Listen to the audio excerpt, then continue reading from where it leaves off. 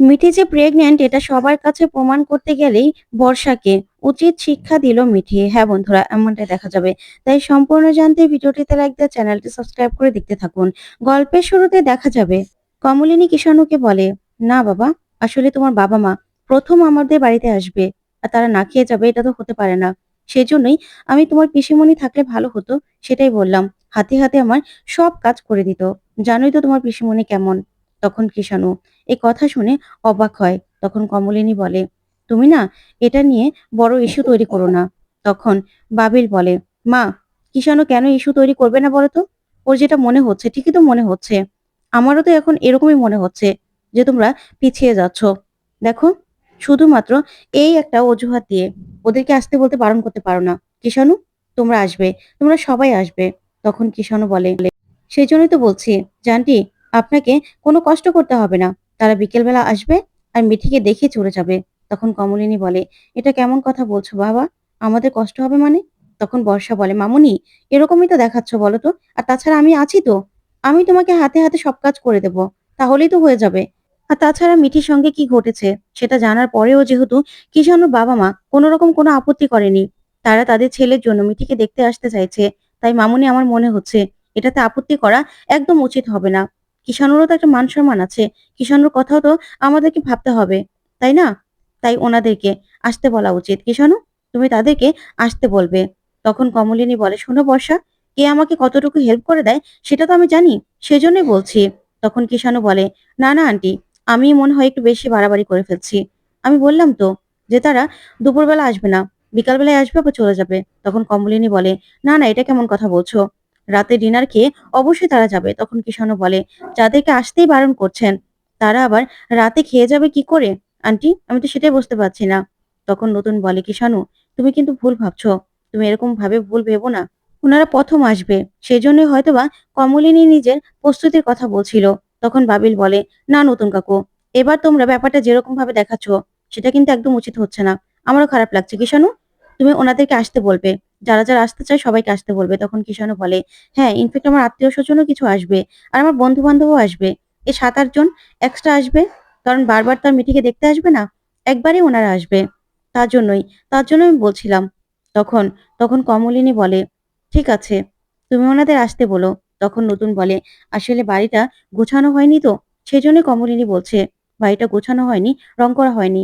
তখন কিষাণু বলে, আচ্ছা ঠিক আছে, আমি মনে হয় একটু বেশি বাড়াবাড়ি করছি। এই বলে কিষাণু চলে যেতে লাগলেই বর্ষার দাঁড় করায় আর বলে, কেন চলে যাচ্ছ রাগ করে? তখন কিষাণু বলে, না না, আমি না ভাবতে পারছি না এই বাড়িটা রং করলে কি আর না করলে কি, আমার বাবা মায়ের তো কিছু যাবে আসবে না, আপনারা তো সেই একই বাড়িতে থাকবেন, তাই না? তখন কমলিনী বলে, কিষাণু বাবা, তুমি কিন্তু আমাদের ভুল বুঝছো। আমরা শুধুমাত্র নিজেদের কথাই বলছিলাম। তখন কিষাণুকে নতুন বুঝিয়ে বলে আর বলে, দেখো কিষাণু, তোমার বাবা মা তো আর কখনো আসেনি। তার জন্যই মহিলাদের বাড়িতে কিছু গোছানোর ব্যাপার স্যাপার থাকে, নিজেদের মতো করে সবটা গুছিয়ে নেয়। কিভাবে আপ্যায়ন করবে সবকিছু নিজেরা আগে থেকেই গুছিয়ে নেয়। কমলিনী হয়তোবা এজন্যই এজন্যই বলছে। আর আমিও বলছিলাম, কারণ ঘরদোর তো রং করা হয়নি। রং করা হলে মিঠি প্রজেক্ট থেকে চলে আসলেই তারপরে না হয় সবকিছু হতো। তখন কিষাণু বলে, দেখুন, আমার ফ্যামিলি সেটা মানতে নাও তো পারে। আমার ফ্যামিলি যে সবটা মানবে, আমি যে সবটা মানবো, সেরকমটা তা নাও হতে পারে। আমি না বুঝতে পারছি না আপনারা কেন এরকম ভাবে বাধা দিচ্ছেন। আমার কি কোনো ভুল পেয়েছেন? আর আমার বাড়ির লোক এই বাড়িঘর দেখে বা কি করবে? ওনারা আসবে মিঠিকে দেখতে। ওনারা মিঠিকে দেখবে, ব্যাস আশীর্বাদ করবে, তারপরেই চলে যাবে। আপনাদের কোনো আপত্তি থাকলে সেটা বলতে পারেন। তখন নতুন বলে, না আমাদের কেন আপত্তি থাকবে? তখনই বড় ঠাম্মি বলে, দেখো বৌমা আর নতুন, তোরা এবার যেভাবে যেইভাবে ব্যাপারটাকে দেখাচ্ছিস সেভাবে কিন্তু আমার নিজেরও খারাপ লাগছে। কেন তোরা এরকম করছিস? আমি তো সেটাই বুঝতে পারছি না। এই বাড়িতে কি আর কেউ আসেনি কোনোদিনও? এসেছে তো। আর তাছাড়া কিষাণু, কিষাণুর ফ্যামিলির লোকজন নিজেরা আসতে চাইছে আর মিঠিও তো যেতে চাইছে না। তাহলে? আর আমরা তো আছি। তখন ঠাম্মি বলে, হ্যাঁ তাই তো। কেন এরকম করছিস তোরা, আমি তো বুঝতে পারছি না। ওনারা আসতে চাইছে, আসতে দাও না। তখন বর্ষা বলে, মামুনি, তুমি চিন্তা করো না, সবকিছু ঠিকঠাক মতো হয়ে যাবে। আর কিষাণুর এখানে ভয় লাগাটা তো স্বাভাবিক। কারণ কিষাণু যত তাড়াতাড়ি বিয়েটা করতে চাইছে, তোমরা তত তাড়াতাড়ি বারণ করছো। কেন? এখানে মিঠি বারণ করছে, তোমরা বারণ করছো। কোনো কি কারণ আছে মামুনি? আমি তো বুঝতে পারছি না।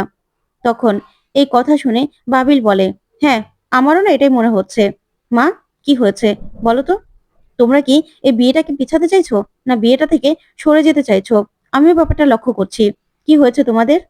তখন এই কথাগুলো থেকে কি করে নিজেরা সামলাবে সেটাই বুঝতে পারে না। তখন কমলিনী বলে, "না, না, ওরকম কিছুই না।" তখন কিষাণু বলে, "তাহলে আন্টি, ওরকম কিছু না তাহলে কি?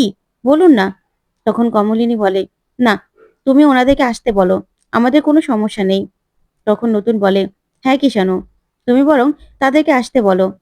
তোমাদের বাড়িতে যারা আছে সবাইকে আসতে বলো, আমাদের কোনো সমস্যা নেই।" তখন কিষাণু বলে, "এতক্ষণ আমি এত কথা বললাম, তারপরে আপনারা এসব কথাগুলো বলছেন?" তখন নতুন বলে, "দেখো কিষাণু, তুমি আমাদের কথায় অন্য মাইন্ড করতেই পারো, কিন্তু আমরা অন্য কোনো মানে বুঝে এই কথাগুলো বলিনি, বিশ্বাস করো। আমরা আমাদের মেয়ের কথা ভেবেই বলেছিলাম। কারণ মিঠির শরীরটা তো ঠিক ছিল না, ঠিক নেইও, তার জন্যই তার জন্যই বলছিলাম আর কি।" তখন কিষাণু বলে, "ঠিক আছে, আপনারা যদি না চান তাহলে তার আমি জোর করতে পারবো না, তাই না? আমার বাবা মাকে আসতে যদি না বলেন তাহলে তার আমি ওনাদের আসতেও বলতে পারবো না।" তখন নতুন বলে, "আমরা তো ওরকম বলিনি কিষাণু।" তখনই তখনই মিঠিল কি বলবে কিছুই বুঝতে পারে না। তখন বাবিল বলে, "না, না কিষাণু, তোমাকে তো আমি বললাম যে তোমার আত্মীয়-স্বজন যারা আছে সবাইকে তুমি বলে দাও।" তখন মিঠিল বলে, "আমি এতক্ষণ না চুপ ছিলাম। আমি কিছু বলিনি। কিষাণু, আমি তোমাকে বলছি, আমার মনে হচ্ছে এই আশীর্বাদ এগুলো হয়ে যাওয়া দরকার। আর রেজিস্ট্রি নোটিশটাও দিয়ে দেওয়া দরকার। তুমি বরং তোমার আত্মীয়-স্বজন যারা আছে সবাইকে বলে দাও। সবাইকে নিয়ে কালকে চলে এসো। ঠিক আছে? আমি তোমাকে বলছি।" তখন তো কিষাণু খুব খুশি হয়ে যায়। তখন কমলিনী মিঠিলের দিকে তাকিয়ে থাকে। তখন মিঠিল বলে, "মামুনি, তুমি চিন্তা করছো কেন? আমি আর বর্ষাদি তো আছি। আমরা হাতে সব কাজ করে দেব। আর কোনো সমস্যা হবে না।" তখন বড় ঠাম্মি বলে, "হ্যাঁ বৌমা, আমরাও তো আছি। আমরাও তো এখনো এতটা অচল হয়ে যাইনি। আমরাও হাতে কিছু কাজ করে দেব। তুমি এত চিন্তা করো না। আমাদের বাড়িতে আপ্যায়নের কোনো ত্রুটি হবে না। বুঝতে পেরেছ? তুমি না এসব নিয়ে একদম ভেবো না।" তখন তখন ছোট ঠাম্মিও বলে, "হ্যাঁ তাই তো। আমরা পারবো না আবার? আমরাও আমরাও কাজ করে দেব। তুমি একদম চিন্তা করো না বৌমা। একদম নিশ্চিন্তে ওনাদেরকে আসতে বলো।" তখন কমলিনী বলে, "ঠিক আছে কিষাণু, সবাইকে কালকে আসতে বলো। আমি বরং তোমার মাকে ফোন করে বলে দেব। অনুরোধ করব যেন তারা ডিনারটা রাতে করে যায়। ঠিক আছে?" তখন তো কিষাণু খুব খুশি হয় আর বলে, "ঠিক আছে আন্টি। তাহলে আমাকে এখন উঠতে হবে। আমাকে যেতে হবে। আমার মামা-মামি সবাইকে তো বলতে হবে। সবাইকে কালকের কথা জানিয়ে সবাইকে আসতে বলতে হবে। ঠিক আছে? তাহলে এখন আমি যাই।" এই বলে কিষাণু সেখান থেকে বেরিয়ে পড়ে। তখন কমলিনী আর নতুন দুজনের দিকে তাকিয়ে থাকে। ওইদিকে মিঠিকে সাজাচ্ছে। তখন মিঠির চোখ বেয়ে জল পড়ছে। তারপরে মিঠিল বলে, "মিঠি, নিজেকে সামলা। কেন এরকম করছিস? সবটা তোকে সামলে নিতে হবে মিঠি।" তখন মিঠি বলে, "আমার না আর ভালো লাগছে না মিঠিলদি। বিশ্বাস করো, আর শরীরে পারছি না আমি।" তখন মিঠিল বলে, "দেখ মিঠি, একটু পরেই তো ওনারা চলে আসবে। ওনাদের সামনে তোকে বসতে হবে। এখন তোকে কিষাণুর কথাও তো ভাবতে হবে। তুই না এগুলো নিয়ে চিন্তা করিস না। আমরা তো আছি। আমরা সবাই আছি। তুই এগুলো নিয়ে ভাবিস না। তোর মনটাও তো ঠিক রাখতে হবে বল?" ঠিক তখনই বর্ষা আসে। এসেই বলে, "মিঠিল, তুমি খাবে না? তুমি তো সকালে কিছুই খাওনি। যাও এখন কি খেয়ে নাও।" তখন মিঠিল বলে, "না গো বর্ষাদি, আমি না ১৬ ঘন্টা ফাস্টিং শুরু করেছি। এখন আমি কিছু খেতে পারব না।" তখন বর্ষা বলে, "এমা, এটা কি বলছো? তোমার শরীর দুর্বল হয়ে যাবে তো। তারপর যখন বাচ্চা-কাচ্চা হবে, তখন তুমি কি করবে?" তখন এই কথাতেই মিঠিল বলে, "কেন বর্ষাদি? তোমার তো ২ বছর হয়ে গেল বিয়ের। তোমার বাচ্চা-কাচ্চার খবর না বলে তুমি আমার কথা বলছো?" তখনই বর্ষা মুখটা গোমড়া করে ফেলে। তখন বলে, "আমার হচ্ছে না বলেই তো তোমাকে বলছি মিঠিল।" তখন মিঠিল বলে, "হচ্ছে না মানে? এটা কেমন কথা?" তখন বর্ষা বলে, "দেখো না, ২ বছর তো হয়ে গেল। কিন্তু আমার তো বাচ্চা-কাচ্চা হচ্ছেই না। আমার তো বাচ্চা খুব পছন্দ। তার জন্যই তো আমি তোমাকে বলছি যে তোমার বাচ্চা-কাচ্চা হলে আমি না হয় একটু নিজে লালন-পালন করে দিতে পারবো, বড় করতে পারবো সেজন্য।" তখন মিঠিল বলে, "সরি বর্ষাদি, আমি তো জানতাম না। কিন্তু তোমার হচ্ছে না মানে ডক্টর দেখিয়েছো? ডক্টর দেখাও, তাহলেই তো হয়ে যায়।"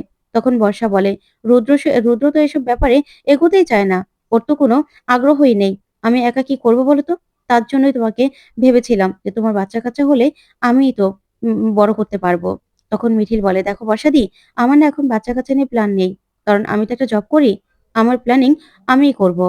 আমার এখন এসব ব্যাপার নিয়ে কোনো ভাবনা চিন্তা নেই।" তখন বর্ষা বলে, "জানো তো, আমাদের না ছোট বাড়িতে ছোট বাচ্চা আসলে আমি না খুব আদর করতাম। তার জন্যই বাবা-মা মাঝে বলতো যে, 'ওদেরকে যে তুই ধরিস, পারমিশন নিয়েছিস?' তখন আমি বলতাম, 'কিসের আবার পারমিশন নেব? বাচ্চা আমার খুব ভালো লাগে। বাচ্চাদের কোলে নিতেও খুব ভালো লাগে। বাচ্চারা হলো আমার দুর্বলতা। তাই মিঠি, তোমার যখন বাচ্চা হবে না, তখনও কিন্তু আমি তোমার বাচ্চাকে বড় করে দেব। তখন এই কথা শুনে মিঠি প্রচন্ডভাবে রেগে যায় আর বলে, এটা কেমন কথা? আমার কি বিয়ে হয়েছে নাকি যে আমার বাচ্চা হবে বর্ষাদি? তখন বর্ষা বলে, না না, তোমার তো বিয়ে হবে। তাই বিয়ের পরের কথাই বললাম যে তোমার বিয়ের পরে বাচ্চা হলে আমি লালন পালন করে দেবো। তখন বর্ষা মনে মনে বলে, আমি তো জেনেই ছাড়বো যে কি হয়েছে। কিছু একটা তো লুকোচ্ছ তোমরা মা মেয়ে। তখন মিঠি প্রচন্ডভাবে রিঅ্যাক্ট করে আর বলে, শোনো, এসব কথা না আমার সামনে একদম বলবে না। তখন বর্ষা বলে, ওমা মিঠি, এরকম ভাবে রিঅ্যাক্ট করছো কেন? কি হয়েছে তোমার? তোমার শরীরটাও তো খারাপ লাগছে। তুমি এরকম ভাবে বমি করছো, তোমার চোখ মুখও তো ভিতরে চলে গেছে। তোমার শরীরটা কি এখনো ঠিক হয়নি? তখন মিঠি বলে, না, এখনো ঠিক হয়নি। তখন বর্ষা বর্ষা বলে ওঠে, দেখো, কিষাণুর বাবা মা সবাই আসবে, তাদের সামনে এই বমি টমি করলে তখন কি হবে? তখন মিঠিল বলে, শোনো বর্ষাদি, ও যে বমি করে সেটা না ওনাদের সামনে বলার কোনো দরকার নেই। তখন বর্ষা বলে, ও মা মিঠি, কেন? কিষাণু তো জানে, কিষাণু তো একজন ডক্টর, ও তো জানে যে মিঠির শরীর ভালো না, তাহলে আমি না বললে কি হবে? তখন মিঠিল বলে, শোনো বর্ষাদি, কিষাণু জানে ঠিক আছে, কিন্তু ওর বাবা মা তা জানে না। এসব কথা নিয়ে না বাড়াবাড়ি করার কোনো দরকার নেই, ওদের সামনে তোলারও কোনো দরকার নেই, ঠিক আছে? তুমি বরং ওদের সামনে এই কথাগুলো বলবে না যে মিঠি বমি করে, ওর তো শরীরটা এখন দুর্বল, ও তো বারবার করে ওআরএস খাচ্ছে, শরীরটাও ভালো নয়, আস্তে আস্তে দেখবে ঠিক হয়ে যাবে। আর কিষাণু তোকে ওষুধ দিয়েছে? তখন বর্ষা বলে, আচ্ছা মিঠি, কিষাণু কি ডক্টর গো? ও বুঝলাম হার্টের ডক্টর, তারপরেও তোমাকে একটু দেখতে পাচ্ছে না যে তোমার কি হয়েছে? তোমাকে তো ভালো ঔষধ দেবে। তারপরে না তুমি সুস্থ হয়ে যাবে। না হলে অন্য ডাক্তারও তো দেখাতে হবে। তুমি তো সুস্থই হচ্ছ না। এত বমি কেন হচ্ছে তোমার? তখন মিঠি বলে, দেখো, কিষাণুও না জানে না যে আমি এখনো বমি করি। ওকে আমি বলিনি। তোমাকেও না বলতে হবে না কিষাণুকে। তখন তখন বর্ষা বলে, কেন? তুমি কিষাণুর কাছে কেন লুকোচ্ছ? তখন মিঠিল বলে, দেখো, কিষাণু তো চিন্তা করবে। সেই জন্যই বলেনি হয়তোবা। আর তুমি, তুমি এরকম কেন করছো বর্ষাদি বলো তো? তখন বর্ষা বলে, না, তুমি খাবে না সেই জন্য। তখন মিঠিল বলে, আমি এখন খাবো না, তারপরেই দেখা যাবে। মিঠি বলে, শোনো বর্ষাদি, আমি আমি কাউকে কিচ্ছু বলিনি। আস্তে আস্তে শরীরটা ঠিক হয়ে যাবে, তার জন্যই কাউকে কিছু বলার দরকার নেই। তখন বর্ষা বলে, দেখো, তোমার হবু হবু জামাই কিষাণু, আর কদিন পর তোমাদের বিয়ে হবে। নিজের হাজবেন্ডের কাছে কেউ কোনোদিনও কিছু লুকোয় মিঠি? এইভাবে কোনো কথা লুকোতে হয় না। তোমার ওকে বলা উচিত ছিল যে তোমার কি কি প্রবলেম হচ্ছে। আবার বিয়ের পরে যদি তোমার বমি হতো তাহলে না হয় ভাবতাম যে তোমার বাচ্চা কাচ্চা হবে। তখন তো মিঠি প্রচন্ড ভাবে রেগে যায়। তারপর মিঠিল বলে, আচ্ছা বর্ষাদি, বারবার করে এখানে বাচ্চা-কাচ্চার কথা কোথা থেকে আসছে বলো তো? তুমি কেন বারবার করে এই কথাগুলোই বলছো? সেটা তো বুঝতে পারছি না। তখন বর্ষা বলে, না গো মিঠিল, কথার কথা বললাম যে বিয়ের পরে যদি মিঠি বমি করতো, তাহলে না হয় বুঝে নিতাম যে মিঠি বাচ্চা হবে। কিন্তু ওরকম তো কিছু না। তাহলে এখন মিঠি বারবার করে এরকম বমি করছে কেন? সেটা তো অস্বাভাবিক বলো? তখন মিঠিল বলে, দেখো বর্ষাদি, বমি আসতেই পারে। শরীর খারাপ হলে বমি আসবে, মাথা ঘুরবে, এটা স্বাভাবিক। শরীর দুর্বল থাকলে এরকম তো হবেই। এখানে বাচ্চা-কাচ্চার কোনো প্রশ্ন নেই। বাচ্চা-কাচ্চার কোনো সম্পর্কও নেই। বুঝতে পেরেছো?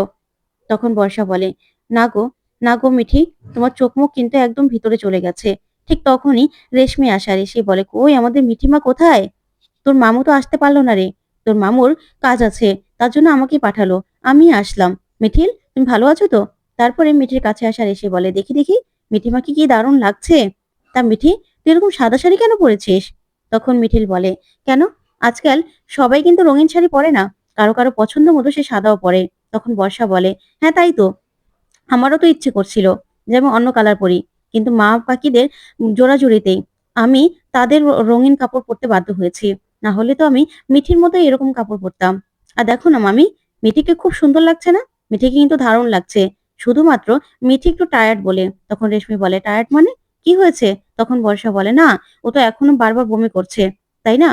তখন মিঠি বলে, বর্ষাদি, তোমাকে না বারণ করলাম। তখন বর্ষা বলে, ও মা মিঠি, মামি তো আর তোমার শ্বশুরবাড়ির লোক না, মামি তো আমাদের বাড়িরই লোক। তাই মামির সামনে বললে সমস্যা কি? তার জন্যই তো বলছি মামি, মিটির না এখনো বমিটা বন্ধ হয়নি। আর মাথা ঘুরছে, দাঁড়াতেই পারছে না।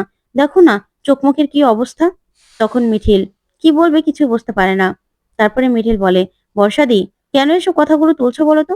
তখন মামি বলে, এরে মিঠি, তুই বারবার করে এরকম বমি করছিস কেন? কিষাণু জানে? হুম, তোর চোখ মুখ তো একদম ভিতরে চলে গেছে, কি হয়েছে? তখন বর্ষা বলে, না, মিঠি তো আরো সবার কাছে বলতে বারণ করলো। কিষাণু কিষাণু জানতে পারলে তো খুব কষ্ট পাবে। তখন মিঠি বলে, শোনো বর্ষাদি, কিষাণুর কথা না তোমাকে জানতে হবে না, আমি বুঝে নিতে পারবো। তো বন্ধুরা, কেমন লাগলো আজকের আপডেট? কমেন্ট করে জানাও।